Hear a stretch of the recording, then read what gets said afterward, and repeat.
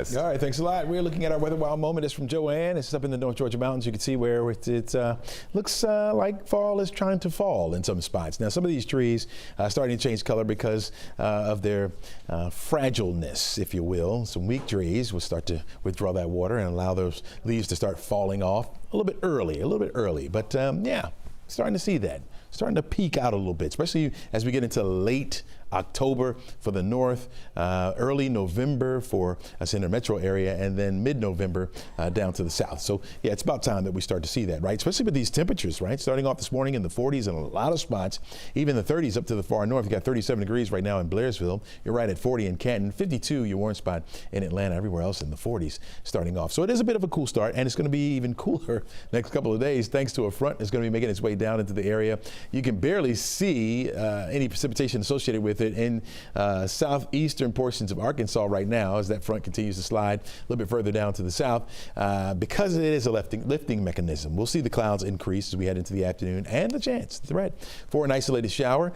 Not looking for much out of this. In fact, the Storm Prediction Center has placed a general threat for thunderstorms up here to our far northwestern counties, Dade, Walker County over to Fanning, Gilmer County, Union Towns included in this as well. You may get a thunderstorm over from Huntsville, holding on, trying to make it into our state.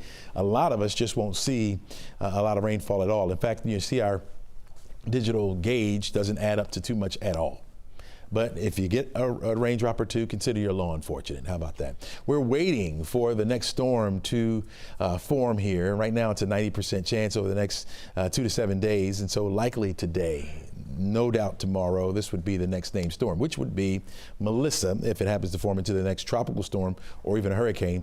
Models show that this kind of meanders around a little bit. And most of the models lift it out of the Caribbean, further up to the north over toward the Bahamas, and then out to sea. We'll watch that. You got a couple of outliers that bring it a little bit further to the west, so it's something worth watching, and we'll keep you updated on that. Again, the next name is Melissa, followed by Nestor, and as we're getting toward the end of the season, it doesn't end until the end of November, expecting the activities start to go down a little bit. Here it is, our forecast track model. You can follow along with me with the time right there at the top of the screen. Shows this afternoon starting off sunny. We'll stay that way at least through noon, and then after about 2 or 3 o'clock is where we could see an isolated shower or two pop up. 20 to 30% chance for that. That's all we'll get. A lot of us will stay on the dry side. Behind it, drier air begins to move into the area, so we're going to remain dry for the rest of the week. Clouds will increase again over the weekend, and we'll see 30 to 40% chance for an isolated shower or two as we head into, well, the latter